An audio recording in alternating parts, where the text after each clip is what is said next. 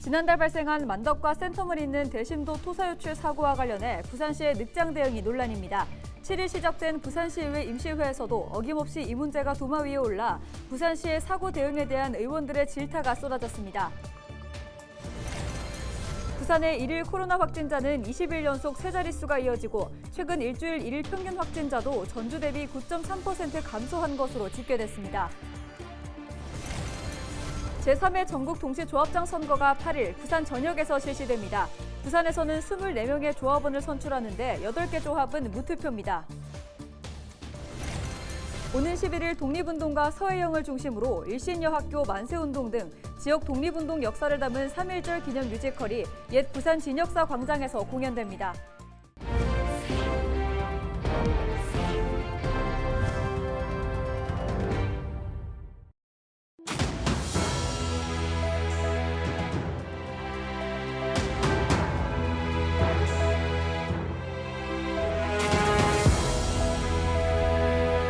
시청자 여러분 안녕하십니까? 헬로티비 부산뉴스입니다. 지난달 발생한 만덕과 센텀을 잇는 대심도 토사 유출 사고와 관련해 부산시의 늑장 대응이 논란입니다. 부산시가 대시민 사과를 하고 시민들의 불안감을 해소하기 위한 대책을 발표했지만 여전히 주민들의 불안이 큰 상황인데요. 7일 시작된 부산시의회 임시회에서 해양도시안전위원회는 대심도 사고 한 건을 긴급 현안으로 다루며 부산시 대응에 문제를 제기했습니다. 안수민 기자가 보도합니다. 대심도에서 토석이 무너져 내린 건 지난달 25일. 하지만 시민들은 3일이 지나서야 사고 사실을 알 수 있었습니다. 부산시의회는 사고 발생 보고가 늦어진 이유부터 물었습니다. 재난 상황실에도 보고가 아주 늦게 2월 28일에 되었다고 하는데 방금 말씀하신 대로 하면 재난 상황실 바로 보고가 되었어야 했는데 왜? 부산시는 당시 재난 상황이 아니라고 판단했다고 답했습니다. 거듭 말씀드리지만 통상적인 이제 산악터널의 사고처럼 인명 피해가 없고 재산 피해가 없기 때문에 저희는 이거를 다른 재난의 범주로 관리하기보다는 공동을 찾는 거에 가장 먼저 주안점을 두고 월요일 아침부터 작업을 했습니다. 부산시는 이번 사고를 계기로 보고 체계를 정비하고 도시에서 진행되는 대심도 공사 구간에 대한 별도의 안전 대책을 마련하겠다고 강조했습니다. 하지만 우려는 끊이지 않았습니다. 25톤 트럭 있지 않습니까? 25톤 트럭의 물량의 40대를 갖다 붙는 겁니다. 그래서 그 양이 일반적인 그 형태의 토사 유출이냐 아니면 이게 재난으로 봐야 되느냐는 부분은 좀 더 면밀한 그 판단이 있어야 되는데. 유사한 사건이 또 일어난다 그러면 어떻게 하겠습니까? 유사한 사례가 있었던 것 아니냐며 불신을 나타내기도 했습니다. 이게 처음이 아닐 거다. 이런 토사 유출 사고 있었음에도 불구하고 말 안 하고 넘어갔을 게 분명히 있었을 거 아니냐는 의심이 듭니다. 솔직히 말하면. 그렇지는 않습니다. 부산시의회는 오는 16일 열리는 부산시의회 제2차 본회의에서 시정 질문을 통해 대심도 토성 유출 사고에 대한 대응이 적절했는지 부산시에 따져 물을 계획입니다. 헬로티비 뉴스 안수민입니다. 최근 이륜차를 이용한 배달이 늘면서 보행자는 물론 운전자들도 위협을 느끼는 경우가 많습니다. 경찰이 난폭 운전을 예방하기 위해 집중 단속을 실시했습니다. 단속 현장을 김한식 기자가 취재했습니다. 교차로에서 길게 늘어선 차량들. 신호를 기다리는 차량 옆으로 이륜차가 빠져나오자 경찰이 멈춰 세웁니다. 지정차로 위반입니다. 네, 선생님 이륜차라도 도로를 이용해서 오셔야 돼요. 다음부터는 안으로 들어오시면 안 됩니다. 알겠습니다. 면허증 한번 제시해주세요. 잠시 뒤 같은 법규를 위반한 운전자들이 계속해서 적발됩니다. 차량으로 분류되는 이륜차는 갓길이나 보행자 도로는 물론 운전자가 탑승한 채 횡단보도를 건널 수 없습니다. 이륜차도 차량이기 때문에 차선을 준수하고 운행해야 되는데 갓길로 운행하거나 그렇게 되면 지정차로 준수 위반으로 단속한 겁니다. 이처럼 시민 안전을 위협하는 이륜차 난폭 운전 근절을 위해 경찰이 대대적인 단속을 벌였습니다. 지난해에 이어 두 번째 집중 단속입니다. 단속 현장에서는 동승자에게 안전모를 씌우지 않은 운전자도 적발됐습니다. 지난 2018년부터 5년간 월별 평균 이륜차 교통사고를 분석해 봤더니 3월 평균은 965건으로 2월 대비 90건, 10% 이상 증가하는 것으로 조사됐습니다. 또 3월을 기점으로 5월까지 지속적인 증가 추세를 보였습니다. 이륜차는 날씨가 풀림에 따라 교통량이 증가합니다. 이번 광역 단속을 통해서 교통사고 기세 꺾기를 통해서 예년의 교통사고 증가를 선제적으로 대응토록 하겠습니다. 경찰은 이륜차 난폭 운전으로부터 시민들의 생명과 안전을 지키기 위해 대규모 합동 단속을 지속적으로 펼칠 계획입니다. 헬로티비 뉴스 김한식입니다. 7일 0시 기준 부산 지역 코로나 신규 확진자는 704명으로 집계됐습니다. 지난달 14일 이후 20일째 세 자릿수 확진자가 이어지고 있습니다. 또 최근 일주일인 지난달 26일부터 3월 4일까지 일일 평균 신규 확진자는 555명으로 직전주 일평균 612명 대비 9.3% 감소했습니다. 확진자 연령대는 60대가 전체 15.7%로 가장 많은 것으로 조사됐습니다.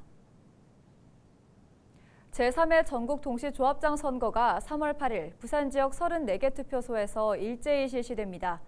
투표 시간은 오전 7시부터 오후 5시까지로 선거인은 주민등록증과 운전면허증, 공공기관에서 발행한 사진이 있는 신분증을 지참해야 투표 가능합니다. 투표는 기표소에 있는 기표용구로 해야 하며 두 후보자 이상의 란에 기표할 경우 무효 처리됩니다. 개표 결과는 중앙선관위와 부산시 선관위 홈페이지에서 확인 가능합니다. 한편 부산에서는 24명의 조합장을 선출하며 8개 조합은 단독 후보로 출마해 무투표로 진행됩니다. 지난 6일 오전 11시 30분쯤 해운대 동백섬 남방 해상에서 4.97톤급 연안자망 어선 A호와 1.41톤급 선박 B호가 충돌했습니다. 이 사고로 B호가 수심 10m 아래로 침몰됐고 선장은 A호에 의해 구조됐습니다. 병원으로 이송된 선장은 가슴 통증과 저체온증을 호소했지만 생명에는 지장이 없는 것으로 확인됐습니다. 부산해경은 선장들을 상대로 정확한 사고 경위를 조사하고 있습니다. 아파트 입주민 커뮤니티에 위장 가입한 뒤 모바일 상품권을 판매한다고 속여 돈만 가로챈 20대 A씨가 경찰에 붙잡혔습니다. A씨는 지난해 9월부터 올해 1월까지 모바일 상품권을 시세보다 저렴하게 양도하겠다고 속여 돈만 챙겨 달아난 혐의를 받고 있습니다. 금정경찰서가 파악한 피해자만 266명, 피해액은 1억 1천여만 원인 것으로 나타났습니다. A씨는 전국 200곳이 넘는 아파트 입주민 커뮤니티에 위장 가입한 것으로 드러났습니다. 경찰은 사기 혐의로 A씨를 구속 송치했습니다.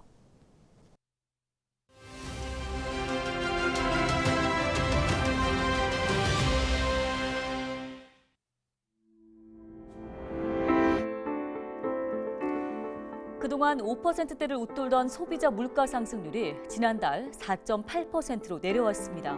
여전히 높은 수치이긴 한데 무려 10개월 만에 4%대로 내려온 겁니다. 석유류 가격이 내려갔고 다양한 할인 행사들이 열리면서 농축수산물의 가격이 안정적으로 자리 잡았기 때문이죠. 한국은행은 다음 달이면 소비자 물가 상승률이 또 크게 낮아질 가능성이 있다고 전망했는데요. 안심할 수만은 없습니다. 실제 우리가 일상생활에서 느끼고 있는 소비자 물가 어떻습니까? 도시가스와 전기, 수도요금 모두 역대 최대치를 인상됐죠. 게다가 식재료 값도 모두 올랐습니다. 한국소비자원의 조사 결과 서울 지역의 대표적인 8가지 외식 품목의 평균 가격을 봤더니 1년 전보다 10% 넘게 비싸졌습니다. 그래서 요즘 점심 한 끼 먹으러 식당에 가면 오히려 10,000원 아래의 음식을 찾기가 어렵죠.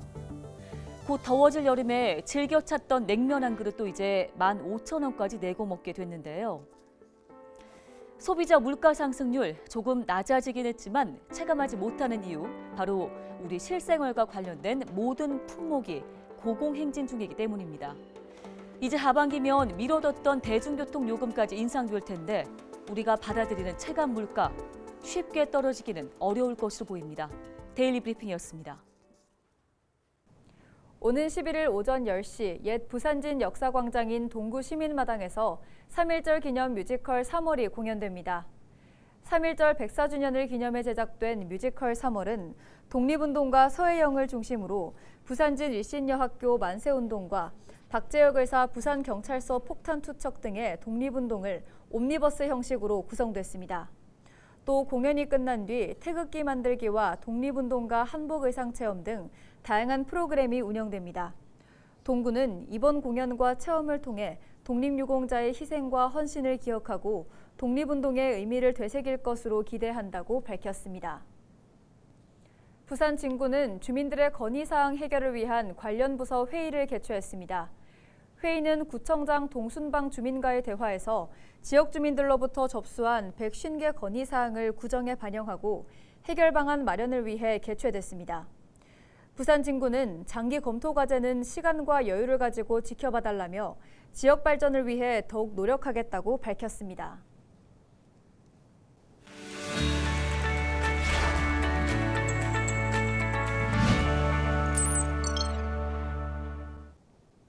우리 지역 국회의원들의 활동 소식을 전해드리는 국회는 지금입니다. 부산 진구 지역 먼저 가볼까요? 부산 진구갑 이현승 국회의원은 지난 2일 장기 공실로 오랜 기간 어려움을 겪어온 네오스포 상가 소유자들과 면담을 진행했습니다. 이날 면담에 참가한 소유자들은 문제 해결을 위해 정치권의 관심과 동참을 요청했습니다.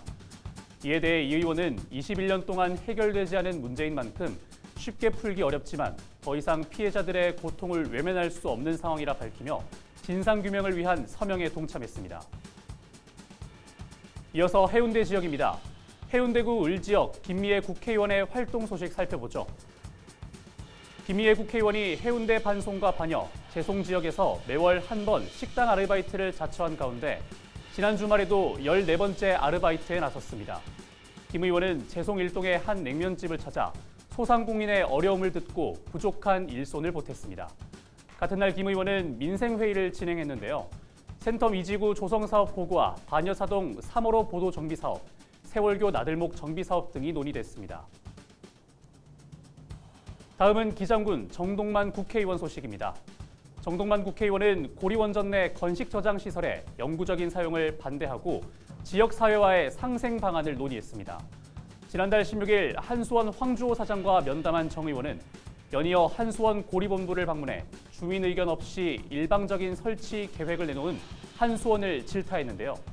정 의원은 지속적인 원자력 발전을 위해 고준위 방사성 폐기물 영구 처분 논의에 대한 속도를 높이고 안전 문제에 대한 의구심을 해소할 수 있도록 모든 정보를 투명하게 공개해야 한다고 덧붙였습니다.